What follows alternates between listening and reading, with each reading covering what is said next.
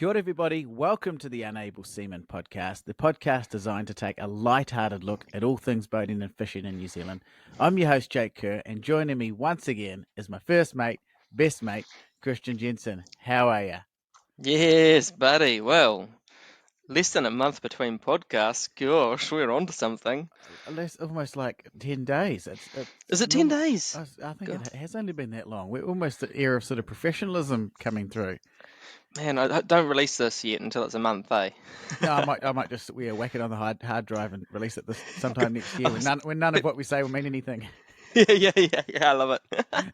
Good man. The latest models we talk about will be be well and truly used, and everything we said about them will be wrong. And yeah, Perfect. That's the way we like to be, you know. that's yeah.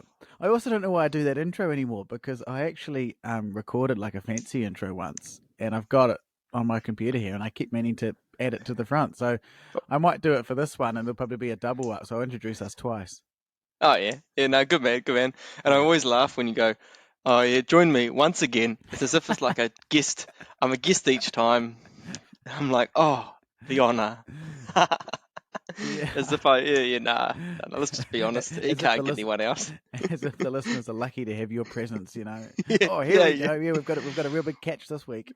Whoa, him again. Whoa, cool. Jake, you demon. How'd you get him? Oh. So speaking of catches this week, we'll get into some fishing yarns in a minute. But I just want to start off by saying the reason we've done this podcast so soon is that we've had such good feedback from everyone listening. The most engagement we've ever had on the last podcast. Your mum, my mum, your dad, my two sisters, eh? That's it, and it's tripled our numbers. Oh, and your ex-girlfriend from high school about 15 years ago. Yeah, I think she was just checking in to see if I'd got fat or something. So, but probably not really, the demographic we're targeting. But yeah. But no, seriously, we do appreciate everyone tuning in. Heaps of people watching it on YouTube, which is random because I'm sitting in a sort of lowly, poorly lit room. You're sitting in your kitchen, so traditionally, My cat food behind me. Yeah, your cat food, yeah. And most people listen to it on Apple or Spotify, Spotify. But yeah, people are watching it on YouTube. So hello to everyone. I hope we're, you know how when you see someone on a radio and their face doesn't quite look like what they sound like. Oh yeah. I hope people don't get that with us. I hope they know that I'm the intellectual one and the good looking one, and you're the host that we get on each week, or the co-host. The guest. The guest. I don't want to be called a co-host. I want to be called the guest, the special guest. You're the guest. Join me once again, the special guest, Christian Jensen. That's beautiful. But yeah, I just want to do a couple of shout outs to some people who've actually reached out. We've had really good engagement with people on our YouTube channel. So at Unable Seamen, where we're not only posting these podcasts but also the videos.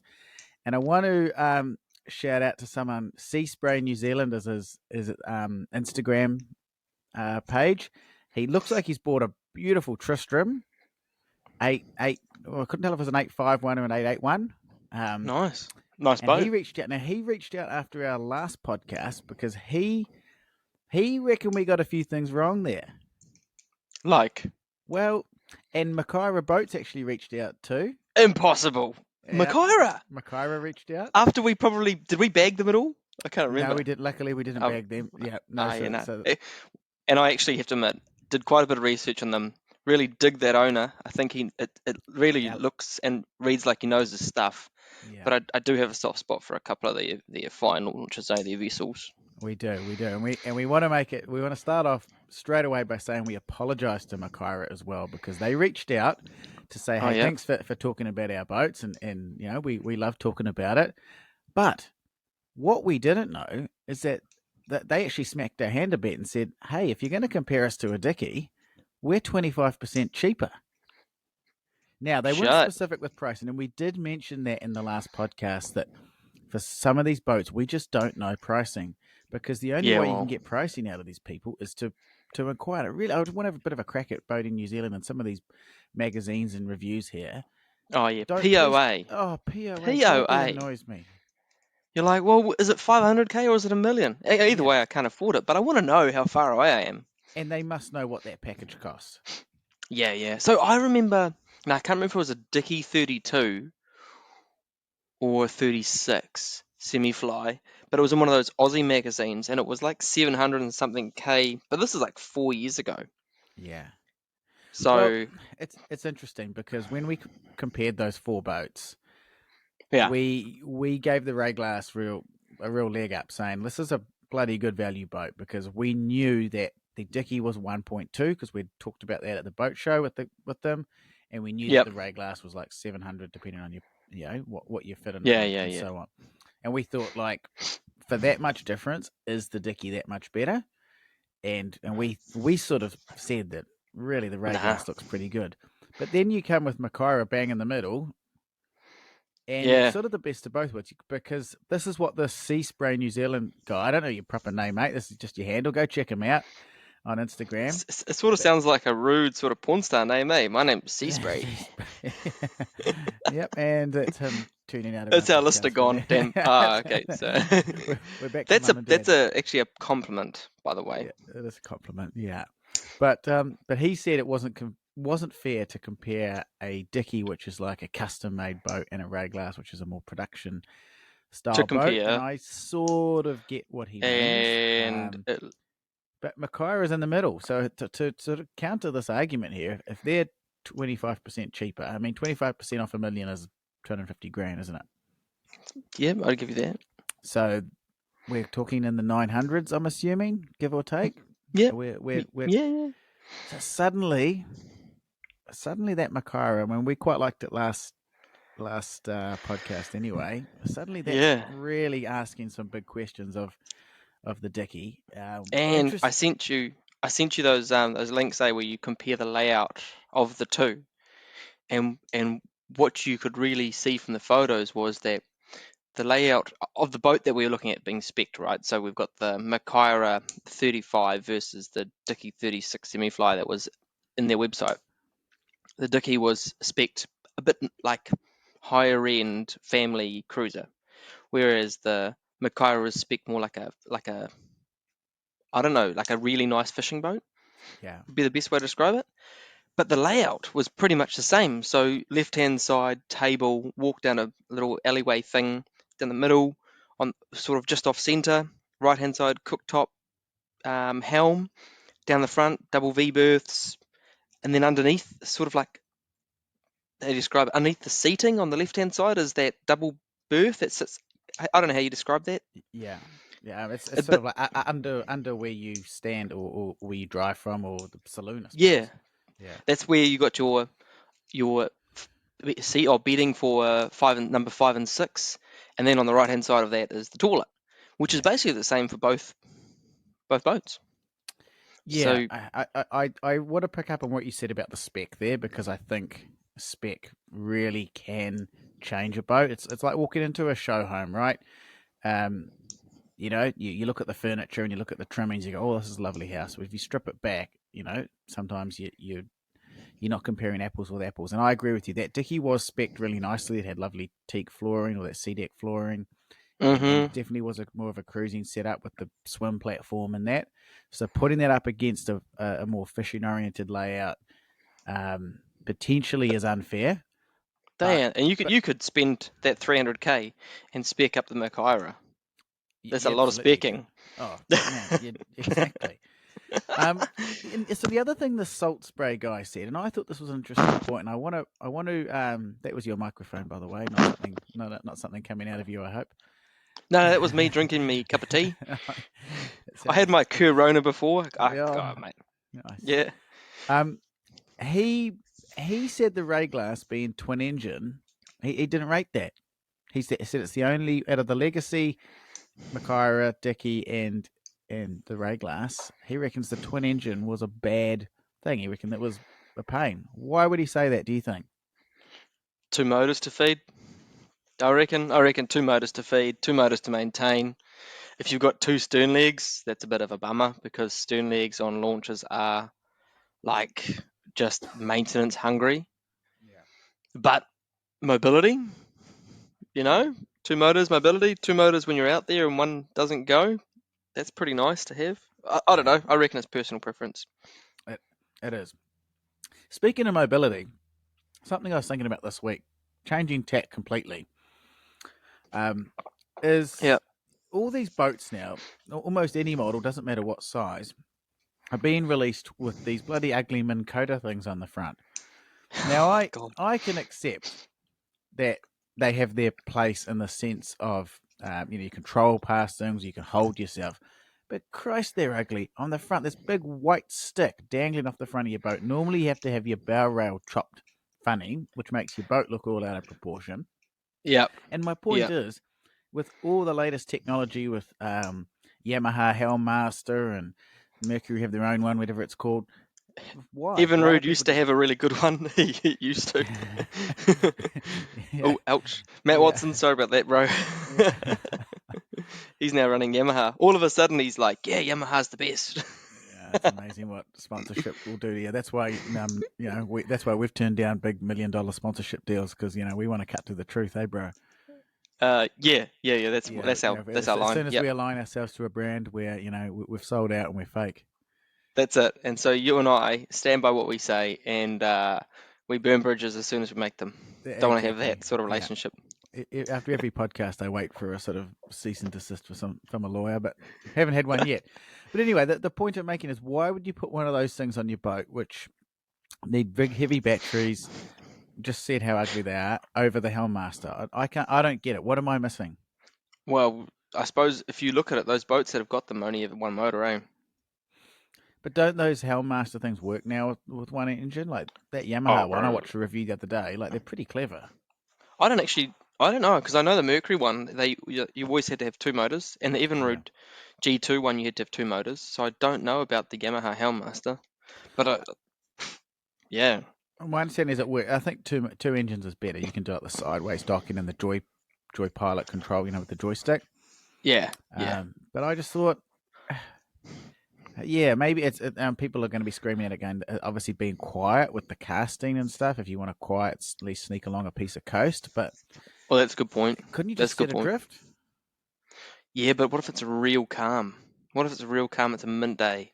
Yeah. And you just want to and because you can set tracks and stuff, like just follow this at whatever speed and just cruise along the whole way. They have their place, bro. Yeah. Like in something that's less than 6 meters, actually probably, even around 4 meters. The FC 430 center console sort of stuff. Yeah. All that those would be mint with one. And you'd be on a jigging spot and you'd just be like, spot lock, boom. Yeah. Tickety boo. Yeah. And because I know you love pulling up anchors from 50 meters. I do. Yeah, I absolutely love it, particularly when the winch doesn't go. You just, don't need to go to the gym. Did your winch stop working on the Rayglass? No, my winch goes. I would count how many times on one hand I've used the winch on the Rayglass. It's a windlass. That's because you don't like bait and burley, eh? So you don't like bait and burley, don't anchor. Mate, you don't need bait and burley. Becky, hold out on him until he bait and burleys. And I mean in the way with the fishing rod. I mean the actual. I am gonna stop. Well, you don't need bait and burley, which brings us nicely onto onto my latest fishing mission, which we filmed. So we'll be going live on our at Unable Seamen YouTube channel. Workups in the Gulf, bro. They're back, and you need to get your ass up here, because I'm coming up. Insane. Yes. I'm coming up. You got to give me those dates still. You're so good at giving me dates to turn up and say hi, hang out. Yeah. Well, I'm just making sure the fishing's on point. So anyway, to give it your rundown, what happened? So spring, as we know, as most people know anyway, in the Gulf, the workups are on. And I'd got a bit of intel saying, hey, they're a bit early this year. And so we shot out. It was glassy. 40 meters, basically at the top of Coromandel. And these workups were just... You haven't even told me about this, man. This is fresh. Man. This was yesterday. Saturday. Sorry. Oh, no, Sunday. So, that's yesterday. Yes, Saturday. I can see you laughing. What's in the background? Is Becky giving you shit? Oh, Becky's listening along. Yeah, she has her side of the story, and she also knows where the story's going, because it's a bit of an unfortunate end, and I'll get to that. This is great. I love this. Can Becky sit in so I can just see her face while you describe this, and she can say... I'll introduce Becky. I'll give her a no, she's recoiling. Come in. If you are watching, this is Becky. This is my partner here. You probably know her. If you watch our videos on On YouTube, you'll see her. She's she's the brains of the operation, really.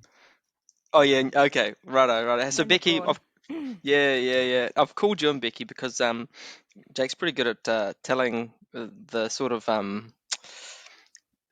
extravagant truth, whereas I want the lucid memories that you have of yesterday. Well, let me start with my version. Cool. So we went out there, spotted the workups, got some epic drone footage and stuff too, by the way, and just fished them. Now, the interesting thing is these workups were really short and sharp. The water was only 14.5 degrees. And so as it gets more and more into spring, I think those workups will last longer. But we had dolphins, we had gannets. But within about like 2 to 4 minutes, they were done. Whatever, bro. You know what you were doing? You're driving straight through the guts of them knowing you. You're one of those frickin' Aucklanders that just comes along, motor up, straight through the middle of a workup. You're actually right. And I've actually got a piece of drone footage. And again, please watch Did you? the video. Oh, you fucking muppet. What? We need to do it. Yeah, they lasted 2 minutes because I drove through them 6 times. No, I didn't drive through them. I didn't drive. This is the thing. I put the drone out. I was like, I've got to see these things from the air, okay? And so I put the drone. I went really high because I don't want to interfere with the birds. And all you actually can't really see the workup from that high with the drone. But what you can see is these boats, like flies to a piece of shit, just humming for like all of a sudden some birds start working, and literally people just hammer down. No one's looking at where everyone else is. There was everything from a 50-foot riv down to like jet skis. Oh, Jesus. Smashing their way. And I thought exactly that. I thought any snapper in its right mind will just go to ground. Oh, God. And you were right in the middle of that chaos, being the first dick to the fucking porridge. Well, we were a bit slow most of the time because we're filming and chatting away. And I also said to Becky, like, you don't want to move with the birds each time. Like, snapper are slower than dolphins and birds, so you want to sit there, and the snapper will be in behind. Is this your advice also, like when it comes to jigging and how successful it is, and bait and burley? Like, genuinely, I did bait and burley on a workout. But my genuine advice, all jokes aside, is don't keep moving. All you'll do is burn gas. Jesus, bro, this goes against everything you do. We were chasing workups all morning, and we get to the workup, and then it moves off, and he's like, "Oh, it doesn't matter. It'll, there'll be another one." I'm like, "We've been waiting for this all winter," and you're like sitting over here, and we're watching people catch fish over there. Thank you, Becky. Thank you, Becky. I said I was going to tell my side of the story. I was going to bring you in maybe next episode. Or... Nah, this is brilliant. And so you weren't catching fish, and you're watching people catch fish. Hey, have you seen? It's $3 a litre. I'm not just going to fucking chase these birds the whole time. Yeah, and also like the speed you chase them is basically a Viking ship rowing to it. By the time we get there, they've all gone again. Yeah. Start the girl up. Well, I was about to talk Becky up and say that she got an amazing 65 centimetre snapper. Jeepers. Did bloody well.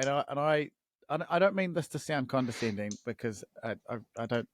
Yeah, anyway, I'm just going to say it. You do it naturally, though. Yeah, I do it.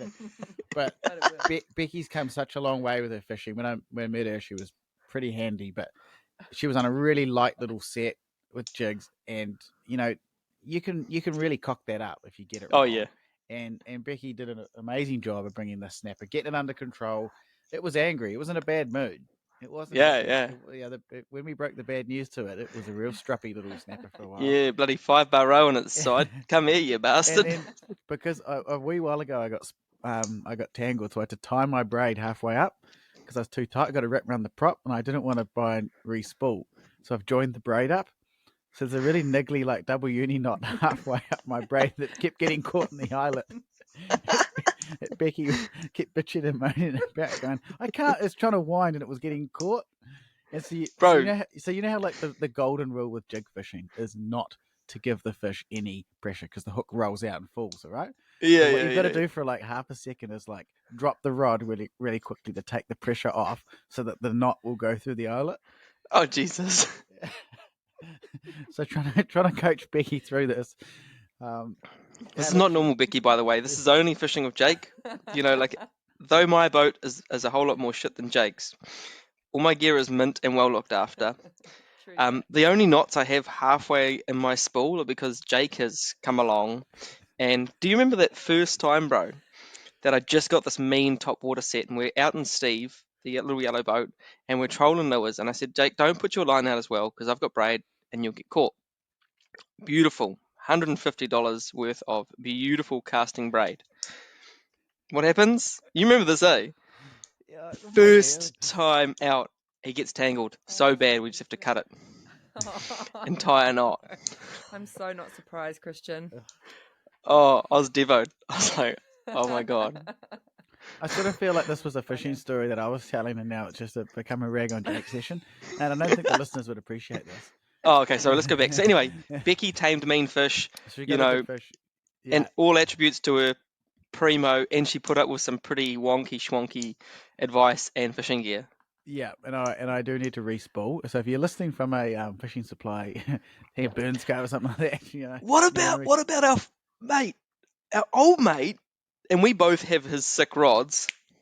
Yeah, catch fishing tackle. So I've actually emailed him today, John, if you're listening, because, and this gets on to the sad part of the story, I am now in the market for a new rod. Oh no, what happened? Did Becky point load it? No, she didn't point load it. No, Becky. Jake point loaded it. No. Your dad was there. He point loaded it. No one point loaded it. I was fishing. You jammed it in the car door. Again, I caught the aftermath on the video. The actual event didn't see the light of day, thank God. I was fishing. You caught a dolphin and you threw your rod away. Just like in Coromandel. The second part of that's true. You threw your rod away. I was talking. I was too busy talking, and I spun away to say something to Becky and put what I thought was my rod on the rod holder. Completely missed the rod holder and just threw it over the side. Spun around, realised what I'd done. It's winter, right? So I was wearing lots of layers. So I jumped in after it. You jumped in? I jumped in, but like it was so cold and in such a panic. I only got wet from the waist down, but scrambled. And then Becky, I touched the rod, but it was gone. I just went down like a sack of bricks. And Becky had to grab me because she thought I was going to sink with all the layers on. So she grabbed me. Oh, bro. Keeping in mind, everybody listening, these workups, as we just said, everyone is there. There would have been 20, 30 boats around us, all in tight proximity, fishing this workup. Everyone's chasing each other, and it's all quite a masculine experience. This is just a Barry Crump scene, man. This is over the side of the boat trying to chase a rod. This is dropped. This is quintessential Aucklanders fishing. It was so embarrassing. Come along in their Rayglass, bicker about fishing. I don't want to spend money on fuel, and then I bet you threw over that sick rod that I gave you too. Yeah, it was the one you gave me. My beautiful, nice soft bait rod with a little bait runner Shimano setup. Oh no, that was a nice combo. 40 meters out in the Gulf. Oh, gutted, bro. Drag for it. Oh no. So I've emailed John from Top Catch. If you're listening, shout out. We've loved some of the gear you've. I don't say given us. We've bought it. We like paying for what we want on this podcast. That acid wrap jigging set, which I need to make a video with, was cool. So I'm thinking about a soft bait set. Oh, sorry. Sorry, just want to do a little plug. You know that little 150 to 200 gram, I think it is, 150 to 250 gram spin jig set? Yeah, that's nice. I remember buying that years ago before we even were doing these podcasts, and that is my favourite jig set, hands down. Nice, yeah. Yeah. Well, I've emailed him today and said, hey mate, can you recommend? I want a really good slow jig set, so maybe a little acid wrap one. Oh yeah, another one just to complement it, and then another with a cool little bait caster, eh? Yeah, just something like that, and then a nice little, just a cheap soft bait set. I don't do enough soft baiting to really justify a top end one. Yeah. So we'll see what he comes back with, and obviously we'll feature that in one of the upcoming videos. So thank you. And maybe a bungee cord. You could sell you a bungee cord. We're a brain. It was so all that too. As this guy was leaving, he's a bit cold for a swim, mate. And I was like, oh, fuck. Well, the worst thing too, it was cold. I was out there. So this is the worst thing. Is okay, you drop your rod, you're pretty gutted. You think, what happened? Then I'm wet. All the warm gear I'm wearing is now wet, so I'm cold, and I can't fish for the rest of the day. Becky's got the only other. I did with you. well, she did share it with me, but I felt bad, and I sort of felt I needed to pay for my sins, so I just had to film her all day. Oh God. So anyway, that's been my recent experience. So, Bro, that's pretty punishing, eh? if you are, there's a story on our Instagram too, and a reel if you want to sort of get the direct aftermath where I filmed a quick video. So at Unable Seamen on Instagram, there's a reel there. I've tagged a few fishing companies in hope that someone might reach out and feel sorry for me. I hope someone like Jarvis Walker gets in touch and says, "I got something for you, mate. It won't break the bank, and it won't hurt you if you." Or old mate, who's that guy, the fishing guy? Not Outdoors with Jeff Sinclair. Yeah. He sponsors fishing gear from the bloody warehouse. Perfect for you. Oh, man. That's all you bloody can handle. Well, there's no point me having any nice gear because clearly I don't look after it. You and your dad, it runs in the family. Anyway, moving on. Now, a couple of features I wanted to do this month. We've actually got heaps to talk about, so I hope you're enjoying it. Everyone at home, and again, if you are, please like and subscribe to the YouTube channel, or give us a little message of some sort. We love hearing from you, and I will promise to make contact back. But moving on, I want to talk about two things. First of all, what's coming up is our Ultimate 850s, and while I let you mull on that, what would be 8 metre? Wouldn't it 8 to 9? Can you be a bit more lenient? 8 to 9. I can let you have that. I've got a few ones, but before that, I want to talk about boat refurbs just quickly. And the reason this has come up is a mate of mine, Stu, and I hope you're listening, Stu. He's bought a Southern Sport. Slightly cool. older one. Cool boat, really cool boat. But he wants to do it up, and he got it for a good price. And his argument is he can tidy it up and make it like a new boat. How many kids he got? 1.5. One's on the way. He's got no time. That's such a pipe dream. He took his little one out the other day. He was loving it. Yeah. But time to take it out and to fix the boat. Yeah. Well, he's not going to do it. So he's going to get it wrapped. This is the point I'm making. Is like, okay. He wants to get it professionally wrapped. He wants to put sea deck flooring through it and a few things like that. And I wanted to pick your brains, bro. We've both done up older boats, both done it, fiberglass ones. But do you think it's worthwhile buying a boat, one that's seen a few bit of wear and tear and bits and pieces like that, and getting a wrap, doing the sea deck, and sort of taking an older one and making it like a new boat? Do you see value in that, particularly with alloy? Oh, that's a toughie, eh? Like, it depends. It totally depends on your situation, man. Like, say you haven't got a lot of money right now, but there's a good honest boat coming up. Like, and a good example is I've seen a couple of old Maclays, the 550s, come up, and you can pick them up for like 11 grand in winter with honky ponk donkeys on the back, and spend another 10 grand, say 4 or 5 grand on a half decent 2-stroke Merc, and the rest on doing up the trailer, maybe replacing the trailer and a bit of stuff inside, and you've got you've spent 20 grand, 20, 21, 22, something like that, but you've done it in your own time. So you've like bought your way in, sort of like a mortgage on a house. Whereas you probably didn't have 20 grand up front. Do you know what I mean? Yeah, that is a good point, and I see that. I think you've definitely got to make sure that the bones of the boat are right. Yeah, that's a big thing. I walked away from like exactly that scenario from an alloy.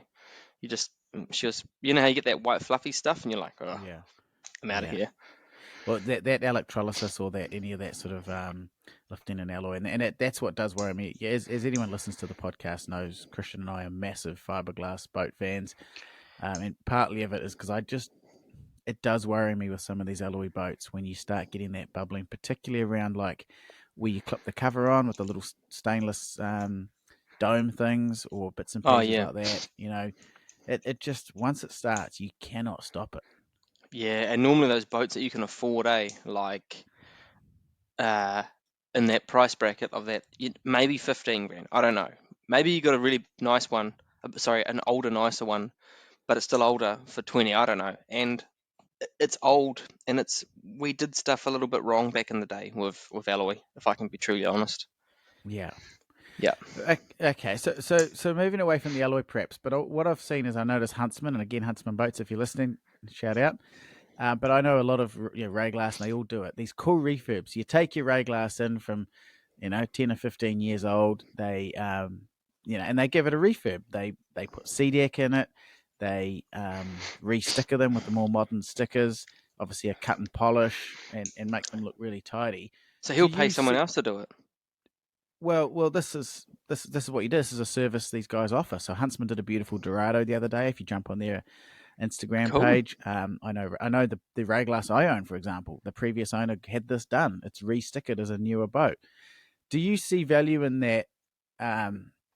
Particularly with some of those models, and again, I'll stick with Rayglass, where the design hasn't changed a lot. I mean, we came out the other day after that fishing trip we just spoke about. There was a 2800, brand new. And yeah, it was impressive, right? Look, it had all the latest C-deck. This technology was cool. Couple of it was a stern drive, so latest technology there. But I also thought you could buy a 2800 from, was it a 28 or 25? Might have been a 25, sorry. You could buy a 25, because that would have cost like 250 grand, right? Maybe more. Yeah. You could have bought a 25 for like 120 grand. I see them sometimes. Yep. Drop it in and get that service done to it, that, the relabeling and stuff I'm just talking about. Do you see value in that? Do you think that's something people who are listening should sort of look at? Hey, if you can't afford that new boat, or not even if you can't afford it, just do you think recycling or upcycling those older boats has value? Oh, 100%, man. Like you get a boat and you get 99 or 95% of the awesomeness for, I don't know, 50, 60% of the cost. That's some bangonomics right there, isn't it? It is. I mean, my opinion is that I'd go for that every time, because you also don't feel bad about banging let's face it, boats get banged around a bit. Yeah. Yeah. Yeah. Yeah. Especially your parents' boats. Your dad's. Yeah, exactly. So, were you waiting for that? Were you like, yeah. So, like, I think maybe doing that is cool, and I would love to I'd love to investigate more. So if you're listening from one of those sort of companies that does this, please reach out. I've thought about doing, like, for example, doing C-deck in my boat and maybe a wrap or something, like, if I do that, I'll document it and see just if it, I don't know, just to share that process, I suppose. Oh man, don't you wish that we were doing this podcast when we were both doing up our boats? Yeah, we would have had lots to talk about, that's for sure. Definitely how man, not I've to got do it would have been my way. Yes, I got so many photos of just getting a router and cutting out the floor, like the whole thing. You can see the story starting. Like it all started when you and I took the boat for a hoon to Stephen's Passage, and we're looking at the hull, and it was like those cracks were opening and closing. Yeah, it wasn't pretty. We've told that story before, but just a quick synopsis of it is that Christian brought a new to him boat that had just been done up, and I use the inverted commas for people who are listening. We took it to D'Urville Island, which was the maiden voyage, which, as you know, is not a place you sort of want to muck around, and well, it basically fell apart on us. Yeah. And then I spent, God, was it like a whole year just stripping it back and making it a beast and doing it up. Yeah, he did a good job. I did the same with the Bayliner too, but debatable whether there was any improvements made. So that's boat wraps and refurbishments. That's something we'd definitely like to find out more. If you're listening and you know anything more, please reach out, and we're happy to share knowledge. It's something that was put in my head. Again, a mate of mine's doing it, so I'll try to document some of that journey. But I just thought, like, it's a good way for people to get that dream boat without 100% the big cost. Yeah. Now, I'm getting excited, man. Come on, let's talk about these 8 to 9 meters. 8 to 9 meter boats. Now, we're quite lucky here because Becky's joined us. She hasn't left. I'm actually looking forward to a woman's perspective. Oh. Now, here's my list. Here's my list of ultimate 850s. Okay, and I am more than happy for you to chime in with something else. And again, if you're listening and you think we've got this wrong, please reach out, as Sea Spray New Zealand did. Okay, the Surtees 800, so Megan Scott's boat, basically. Oh, fantastic. Lovely. Good call. Yep. 500 litres of fuel. Yep. 3 ton. Big girl. 20 outboard. They tow that. That's their current boat, eh? Yeah. And they tow that with a Ford F-150 or something stupid. No, it's a Chevy, a Silverado. It's a big Chevy. It's a cool truck. That Yeah. Anyone who, we know that boat pretty well. Really nicely laid out for what they do. Obviously within that tow weight, the magic 3.5 ton tow rate. Downsides, I don't think there's a stern drive option. I don't know. I've just only ever seen them with outboards. Yeah, and I'm sure Surtees would. That was, for me, that's the only downside of that boat. We've talked about this before. I really think Surtees is a boat manufacturer that's really leading that sort of trailer boat market at that size, and and smaller as well. Bro, beautiful. Yeah, we sort of associate them with cold aluminium and sort of quite utilitarian things, but I definitely think they have lifted their game. Oh, and that's a sexy rig. Like, I don't know if you would have seen it at the boat show. Oh, yeah, we went on board on the boat show, eh? Yeah, we've been on it, and I mean that's a top of the line one. There's one that lives just up the road from us too, which went out on the weekend. Beautiful boat, just lovely finish on those. And again, you can just see that they've and clever from them. And I don't know who to credit, Neil Surtees, I suppose, but he's taken a really, like I say, a utilitarian product that worked really well. And Surtees, with the ride with the special ballast thing underneath, and so a really good functional boat. Yeah. And just put that nice bit, that's the only word I'm going to use. And I know that isn't a great word, but just made them nice. Put that softness to them that takes them from being just a fishing boat to a bit of a mission boat and a weekender. And I think they've done fantastic there. And that model in particular, I think with the the closed up hard top, plenty of fishing room out the back, and lots of little features that I just think are really, really clever. And again, if you want a full work through, check out our mates Mig and Scott. They've got a full walk through of their boat on their YouTube channel.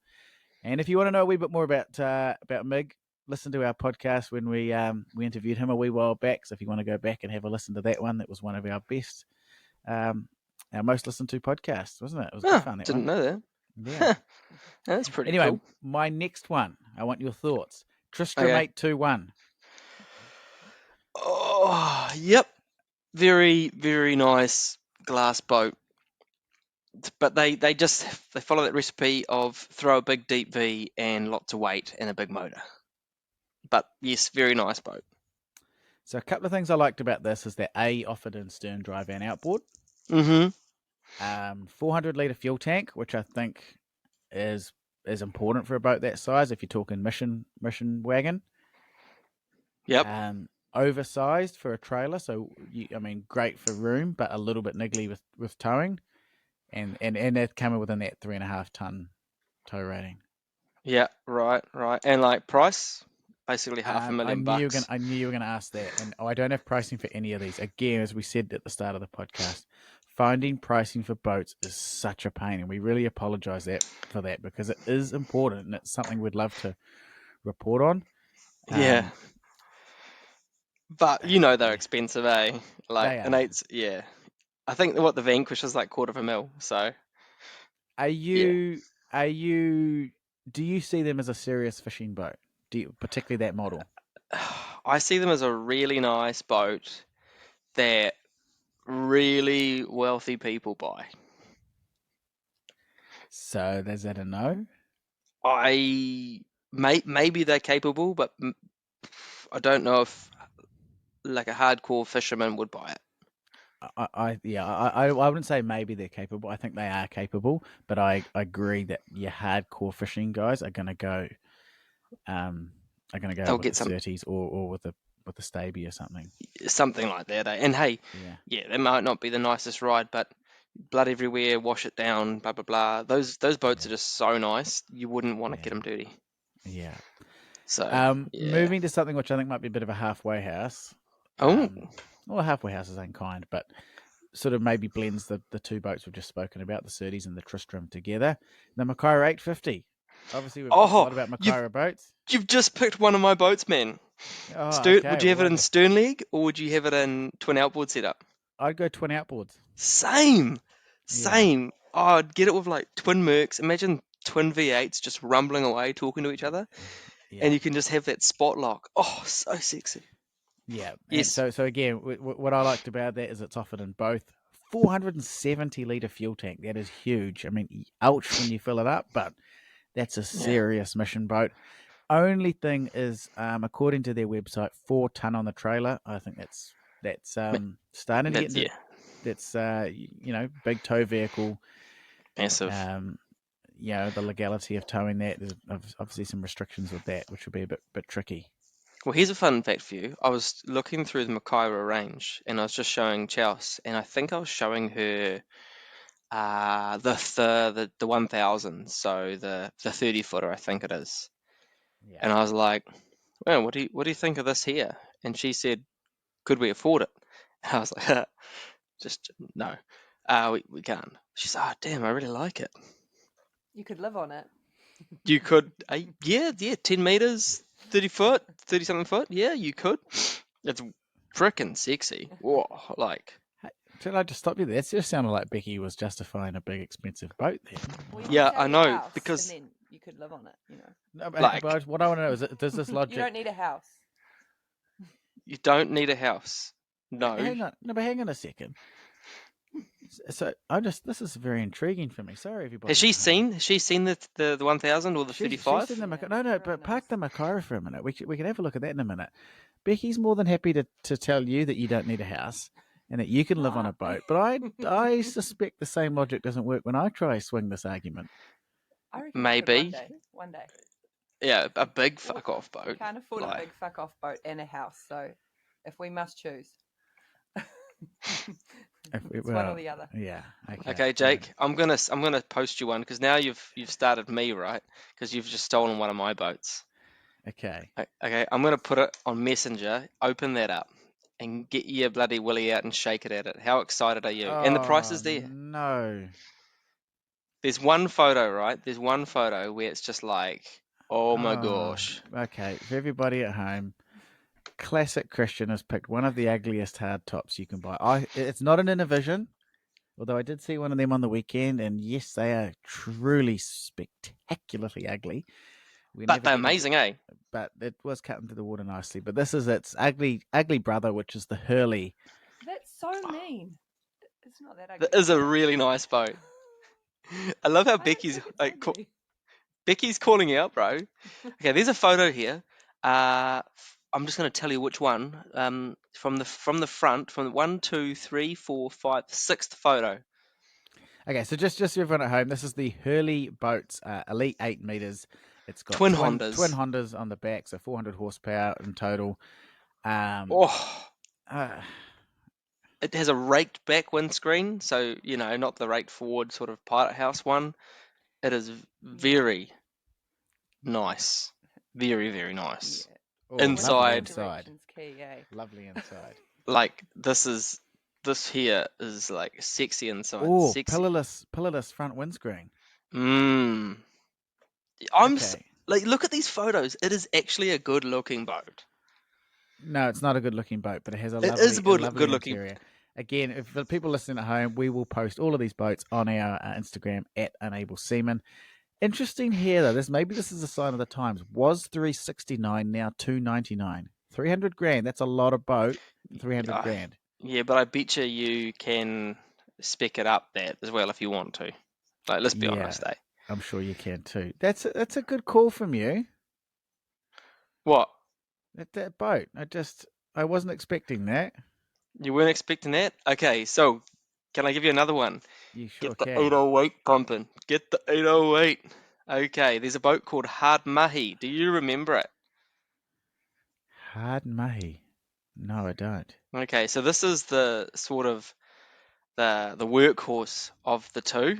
I've just sent you Hard Mahi, and I'm about to send you the bigger version, the 858. Whoa, with the big 250 on the back. Okay, so everyone looking at home, Christian has gone and done it. He's got an absolute white on for these Innovision boats. If you don't know what Innovision boats, they look like an axe. And they cut through the water. And they do cut through the water. There's a Tauranga demo day here, bro. If you want to go and have a look. Booking's essential. No thank you, Innovision. No thank you. I'll be there in a heartbeat. I love them, Yep. I'd have an Innovision, and yes, I'd have the Herley, and yes, give me the Makaira any day. Oh, all of them bar up, baby. I just think. So I first of all, I want to say something nice about them. There was one chasing the World Cups with us on Saturday, and it chopped through the water, and it was fast. It was a seriously fast boat, and it looked really good the way it chopped through the water. Hey, Becky, do you remember that one? Yeah. It does it, eh? It just. But a boat needs to be so many things, okay? Now, if I look at this, there's little things, okay? If you go to their website and you go to this model, which is the 808 Explorers. Bear in mind, this one here is actually quite. It's called hard mate, as Christian said. Yeah, it's set up for an ex-commercial fisherman. So it won't have as many nice things as some people would look at the bow rail. How hard would it have been to make that bow rail pointy? Yeah. They've cut it off. It's snub-nosed. What do you mean? Look at the side-on image. You don't need the bow rail to like... Oh, no, it's just because you're seeing it from the wrong angle, man. Come back to a quartering angle. Come from a quartering angle, and it's fine. And the stanchions on the bow rail face the wrong way. Look, they should face forward. No, that's fast. They're leaning back. They're fast. No, it's the wrong way round. Oh, yes, my nautical engineer here. Thank you so much for giving your... What do you like about it? Here we go. Everyone go make a cup of tea. Interested. I don't know anything about boats. What do you like? What do I like about it? Exactly what Jake and you described. It was cutting through the water. It was smooth as butter. It's a pug. Oh, Mickey, I thought you'd have me here. I thought you'd have me. You just dropped me under a bus. You brought me in, lured me in, thinking you're my friend. Yeah. Always your friend. And then just dropped me under a bus. Yesterday's cold toast. Do you hear that? It's definitely a bit snub-nosed. You could just push next in the photos, okay? And it'll be fine. I don't want to. Oh, because you want to pick on I can pick on your boats. What does the snub nose do? What is there? You must like it. So when you talk about snub nose, do you mean the bow rail that just stops, or do you mean the square nose? There's that too, both. Fuck you, Jesus. Okay, there are so many good things that the snub nose does. Have you noticed how the Dickey, the axe bow? Okay, so the Dickey, the Herley, they all have, and actually, to be honest. Yep, and to be honest, the Makaira to a certain extent too. They pull it off somehow. They pull it off. They pull it off. It's like a classic look, eh? It's classic. Thank you, classic. It cuts through the water, right? Cuts through the water, and it adds waterline. Right. It adds waterline length, and it gives you heaps of volume up front. So you have a boat that might be 8 meters in true length, but it has the volume of a 9 meter.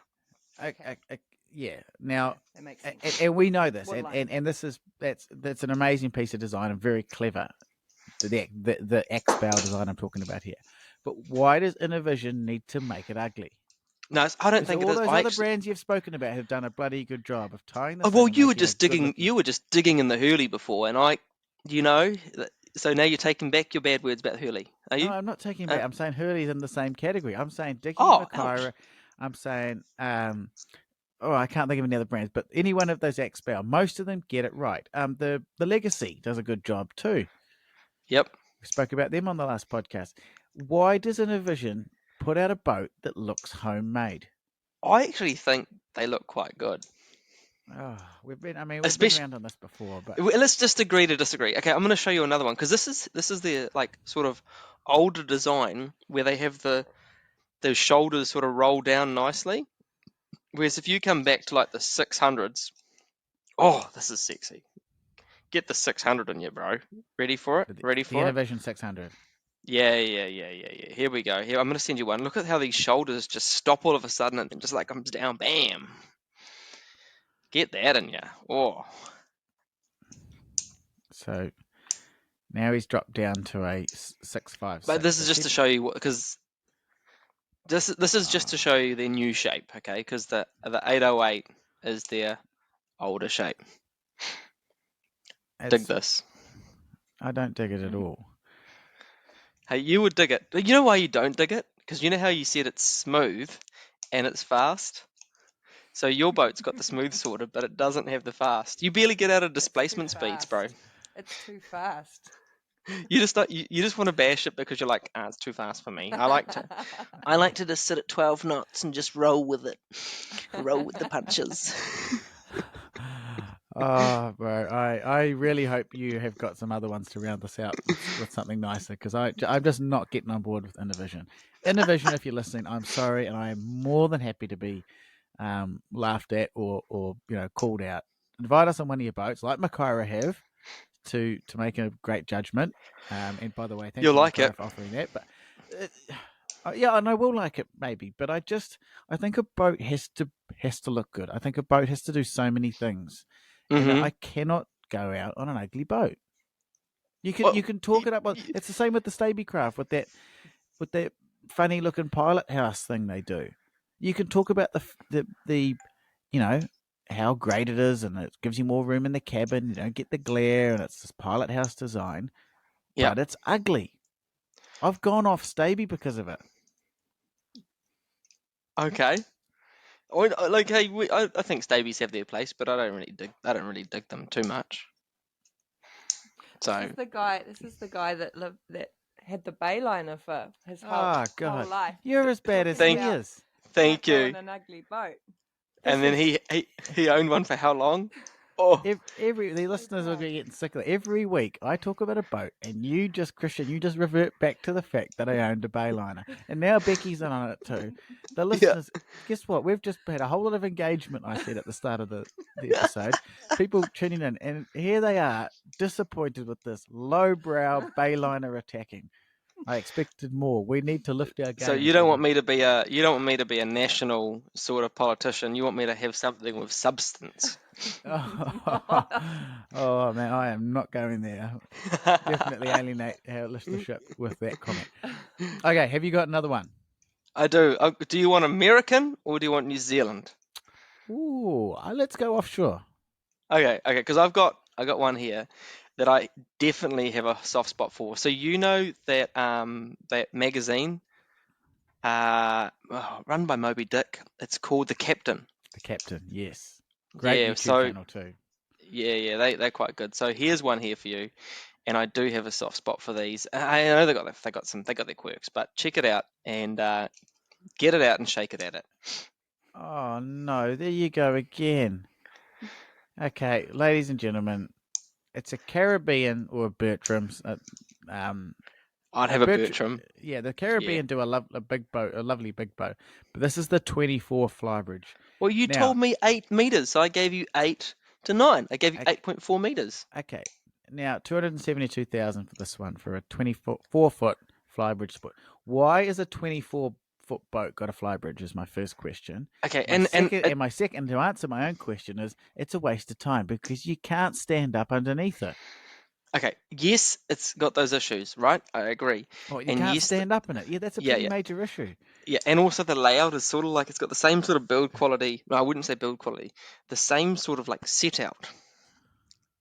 Fiberglass, blah, as your bayliner, right? So like it's pretty basic on the inside for $250,000, but it just has some sort of like vibe about it. Like I want to party.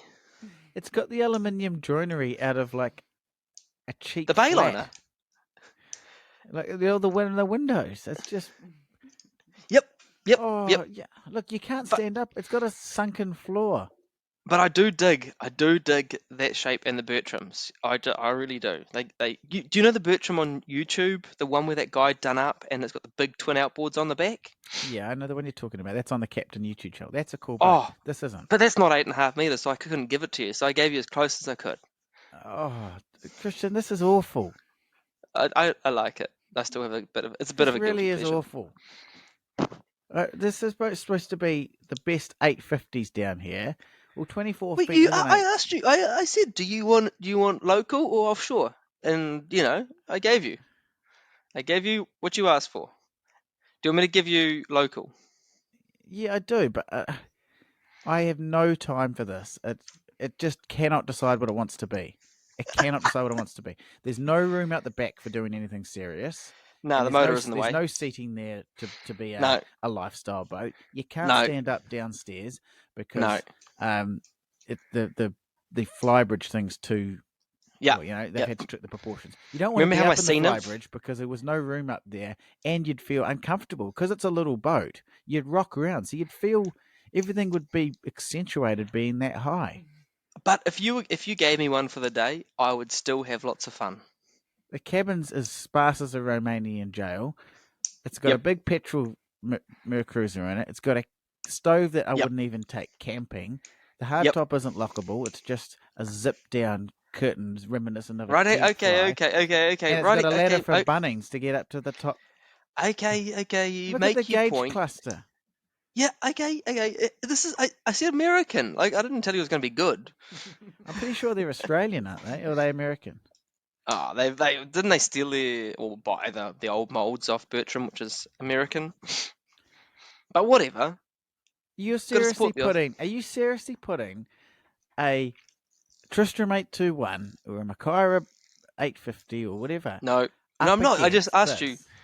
I asked you, if I was to choose a boat, and I've got to put the Americans up there as a choice for some people, because some people choose Bayliners, fuck knows why. And so I was like, oh well, I'll give Jake something he might like and throw the dog a bone. So your last one here is a Rayglass 2800. Now this was Classic. on my list, but I actually removed it. I removed it because I think, much like the pig you just showed us, the Bertram, this Rayglass 2800, dare I say it, does not cut it in this company. And this what? Is it a good? Like, it does not cut it in the company of these other boats. Is it a good boat? No. Yes, But it's. But yep, does it hold its own against some of these ones we've just mentioned? The Surtees 800, the Tristram 821, the Makaira 850. I don't think this cuts it anymore. I think the design's it doesn't. too old. But it's you're talking about 2014, and they probably haven't changed it to 2023. But it's still 8.5 meters. It's still a good hull. No, it doesn't feel modern by any stretch of the imagination, especially when you look at those those pedestal seats with the back-to-back with the storage. That feels a little bit trailer boaty. And the storage in the back are, those bins with the cushions on them. Yep, I get you. But it's still a good boat. Oh, absolutely it is. And would I have one? In a heartbeat. I mean, I'd have a 2500. And, you know as much as anyone, I am a massive fan of Rayglass boats. But I just think if you're talking about ultimate 850s here, I think that design is starting to show its age. I don't think the gunnels are high enough. I think the proportions for like hard top to deck space doesn't quite cut it anymore. It's not a closable hard top, which to be fair is neither is the Tristram, but the Surtees and the Makaira offer a closable hard top option. Mm-hmm. And it just doesn't the finish again up against this company doesn't. But it's 2014, man. This is 2014. That boat that I picture still $250,000, but it's when you know he talked about a boat that you could do up if you pay $250,000 and you spend 500,000. I'm pretty sure you can make that boat nice. So no, so we need to be comparing new models here. The problem is that's exactly my point. That is the 2014 2800, and apart from the fact that the stickers are old, it's exactly the same as the new one. That's the point I made earlier. Yeah. And that's not good enough. Again, against this competition, that's not good enough. Does it fit the category of buying one and doing it up like we mentioned? Absolutely. But should you have to do up a boat, like why doesn't Rayglass do it up? And by do it up, I mean, why don't they reinvent it? Don't know. It's probably because they've got a model that sells and people just want what they know. I've always dreamed of this and I want it. Now, again, okay, so your next boat here is, again, it's a second-hand one. I know we've done this just to show the picture and the pricing. It's the Dickey 800. They don't sell 52. Them. No, they don't sell. They don't make any trailer boats anymore. Did they stop? Well, I think it's based on because they got too much demand for their launches. Yeah. Now, Dickey but boats, I wanted to show you the Dickey. What I wanted to show you was here. Oh, you go. So the Dickey 850 won one of our ultimate boats in one of our first podcasts. Correct. Now, and so we've definitely got a soft spot for them. But again, does it still cut against what we've just some of these names? That's what I wanted to show you. I wanted to show you how much it's dated. Yeah. So this one here is 2012, and in all fairness, it's probably one of the last ones they made.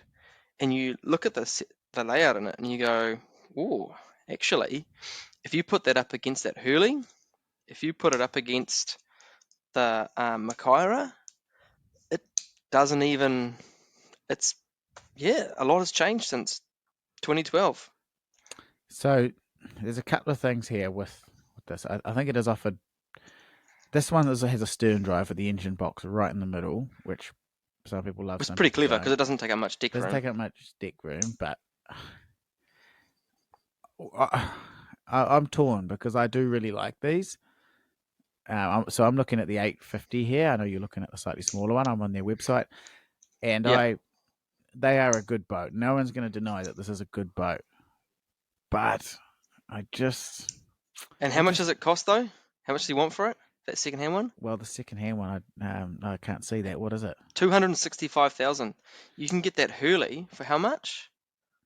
299,000 with twin Hondas. That's brand new. Brand new. Now, standard features: 16-inch Garmin display, 1 kilowatt transducer, Garmin autopilot. So it's got a toilet. It's got a fusion stereo system, twin Hondas, drive-by-wire.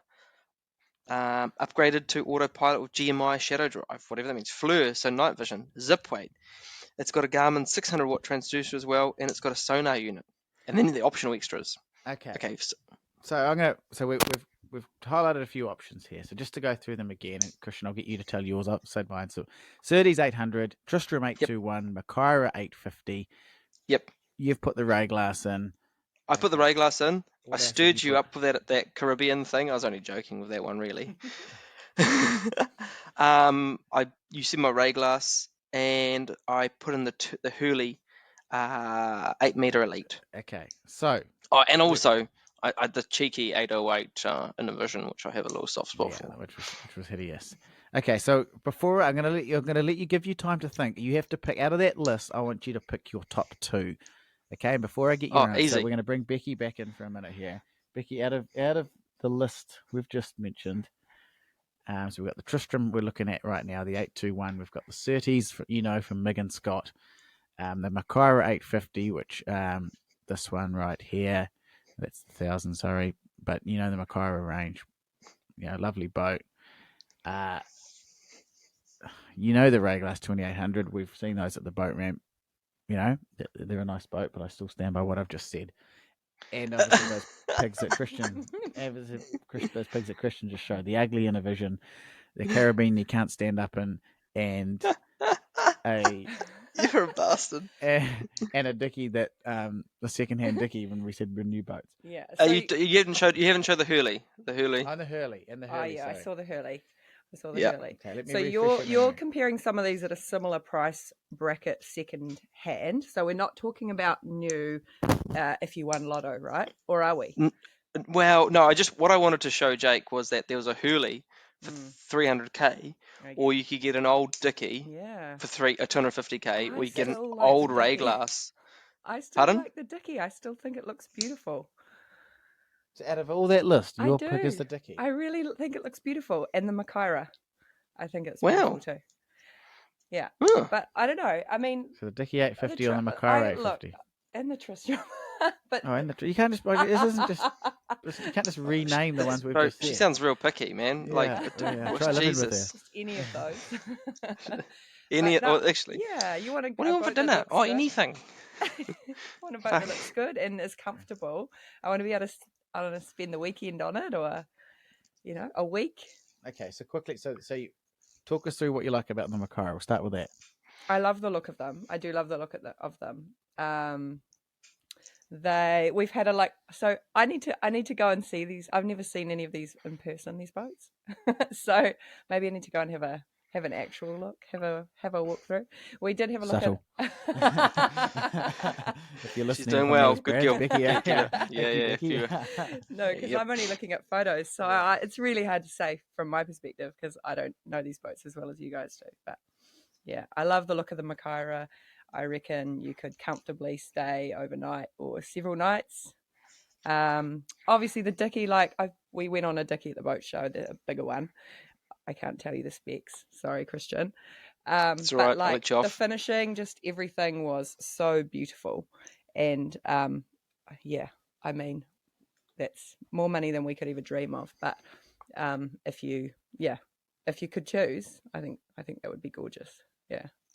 I realize this one that you've put up there is secondhand, but I still think it's nice. Wow, Jake, would you look at that? Would you look at that? 2012, and 250 grand, second hand, and that is Becky's pick. Still a good boat. Don't get me wrong. The Herley, okay, the Herley, is it the Herley? Yeah. The Herley is it looks new.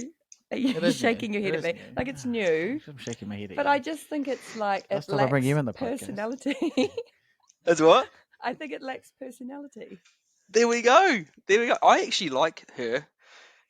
This lady, Becky, is so good. She brings a different perspective that you wouldn't understand because you don't look for that, Jake, that different perspective in these podcasts. Coming from the guy who submitted a boat that can you not stand up in? You sit in a top-heavy little chair that would rock you out, it'd throw you out of it. Anyway, Jake, give me your top two. That was a definite no. I am stoked to hear that Becky likes the 850 Dickey. That's quite cool. I actually agree with a lot of what Becky said.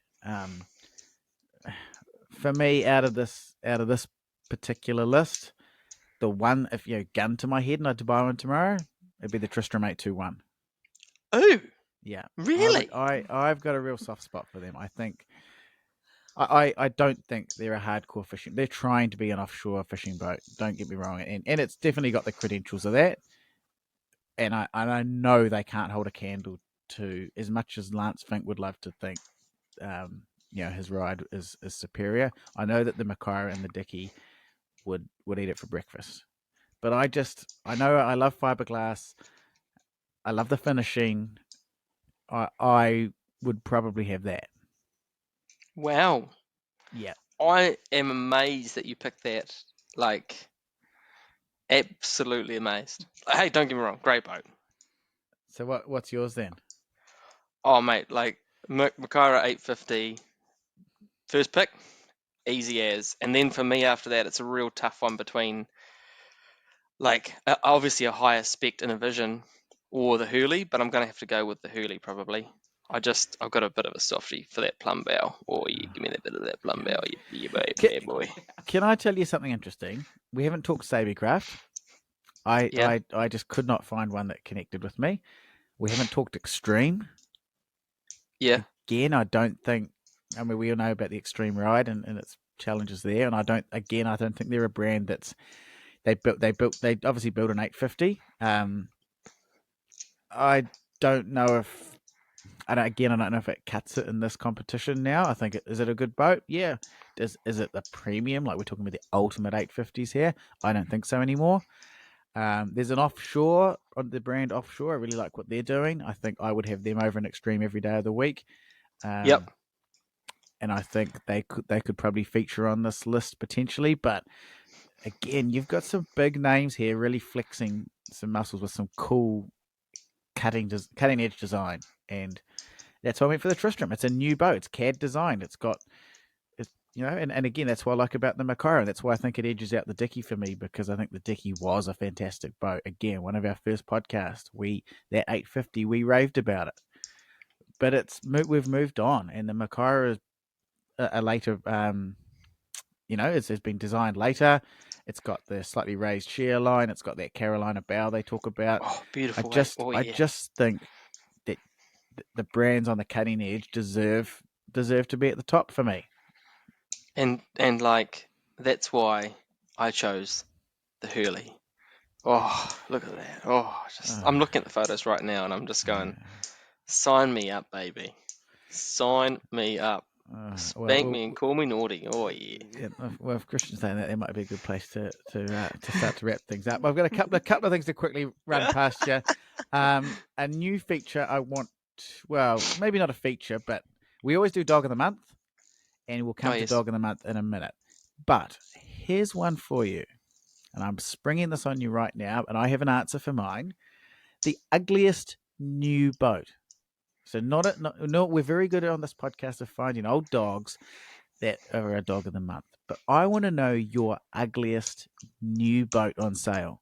And I'm going to jump in because I know I've put this on you and I give you time to think. And we've bragged them a couple of times on this podcast already. Have we? The Staby Craft. It's the 1550, I think it's called. 1550 Fisher. We saw one at the boat ramp the other day. It was a ugly lime green color. I'm sorry. It absolutely barked like a dog. Oh, ouch.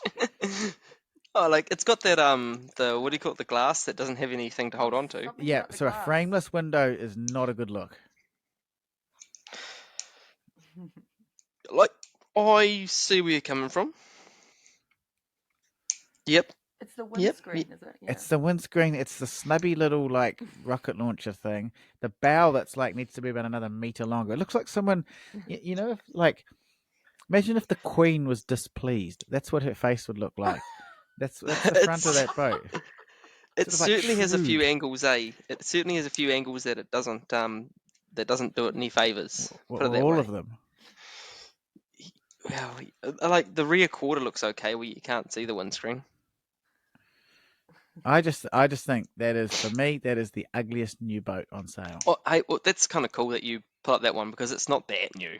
So I can give you my one then. Okay, go. The Jeannot Mary Fisher.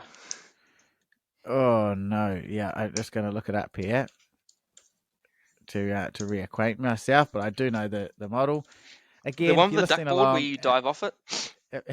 If you're listening along, we will put all these pictures up on our Instagram at Unable Seamen. It's hard to find fault with what you've said here, bro. I think the real clincher for me is if you look at these images, the duckboard is about half a meter above the surface of the water. Yeah, correct. Like if you fell off, you would have time to know you're falling off. Like a duckboard should be at the water's edge. Look at this woman sitting on the back. She can barely get her leg in the water. I know. It's got a picnic.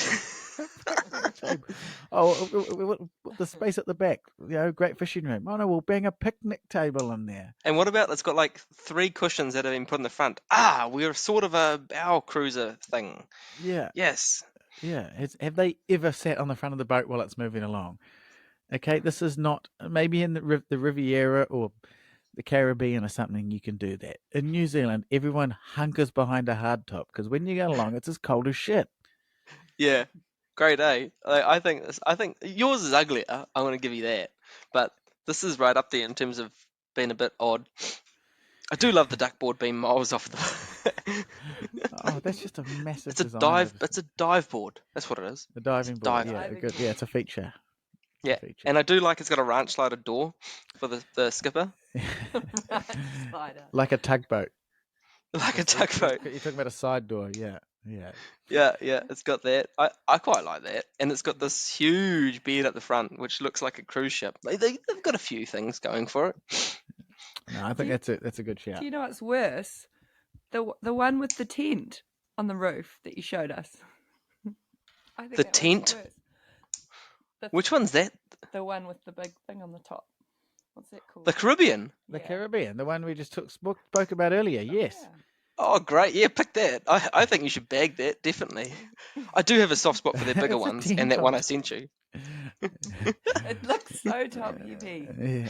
Now I just want to move it along for one last thing because I know we're getting time here, and I know that people's attention spans struggle with these podcasts over an hour. Once we get past 15 minutes, your dog of the month, we're going to put it on.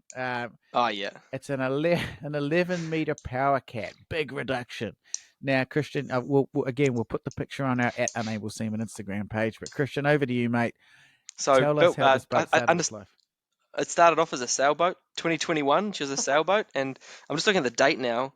We're the 28th of August, 2023, and they've decided that was a bad idea. We're going to take the mast away, and we're going to turn it into a power cat, and we're going to bolt on 2 Honda 135 horsepower outboards, and give you no outside space, a huge covered area. Yeah, I don't know if it works. I love what the big reduction. Only $220,000. I'd rather set fire to the money than buy that. Reduction of the mast. Yeah, we've lost the mast. We've sold that. It'd handle like a pig though, because it's not designed to plane. Great, eh? I think it's fantastic. Oh, that really. And if you look on the inside, you're like, oh no, there's this. Oh, it's like a beigey yellow. The interior. Yeah, it's really been done on the cheap. Yeah. I thought you might like that one. I thought that was a bit of a winner. It really is a dog of the month. So well done for finding that. Yep. What have you got for me, Ro? I'm going to let you have that one this month. I cannot beat that. I cannot beat. Oh, you want to look at the second photo? It looks like a praying mantis come at you. we have a laugh on this podcast about dogs of the month, and there's some absolute pigs out there. But what I love about this is it's $220,000. This guy actually thinks he's got an asset. He actually thinks he's going to sell it. Some of the piles of shit that they're $500 or they're whatever, and someone just knows that it's crap and gets rid of it. This is someone who thinks they've done a good thing. I know what I'll do. I'll chop the mast off this yacht, whack a couple of big Hondas on the back, and away you go. It's sadly, massive oversight in how maritime design works. I don't think he will sell it that quickly. And no, damn right he won't sell it. There's no market for that. Oh, I love this. I love this new one you got. So I'm going back to the new ugly boat. I've already got another one for the next podcast. Oh, good. Well, we'll save it. On that cliffhanger, we probably should wrap it up. We're going to an hour 15 here. If you've hung around this long, thank you so much. We appreciate the support. We love making this, and we really hope you enjoy listening to it. Again, reach out if. We love hearing from you. The thing that we loved about this last podcast and the motivation to do another one so soon has been your interactions with us, either on YouTube at Unable Seamen or on our Instagram page. Message. Let us know if you think we've got the boats wrong. Let us know if you think we're right or wrong or anything like that. And again, I'm also going to throw this out there. If you have heard about the workup fishing that we were just talking about, and that sounds like a bit of you and you're a bit lost, we have an upcoming video coming out on exactly that topic, including where I dropped my rod. Unfortunately, the moment I dropped it isn't caught on film, but you can have a look. But reach out to us. I am more than willing to take a happy listener or a deserved listener out to chase those workups, and you can see what else we can throw over the side. So, caveat. At displacement speeds. We'll take out the dog of the month. But seriously, if you want to reach out, I would love to take a listener or a follower out and feature in a video. But anyway, That's enough for me from this month, bro. Anything you'd like to add? Next month.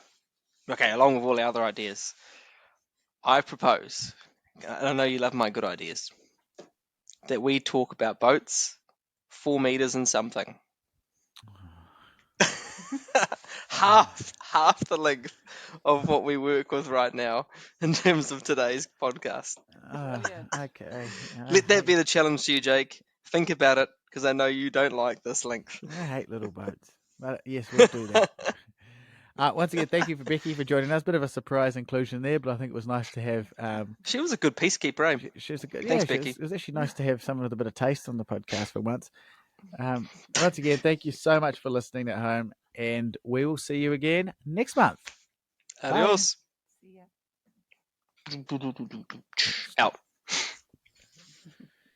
There we go. I think it's stopping.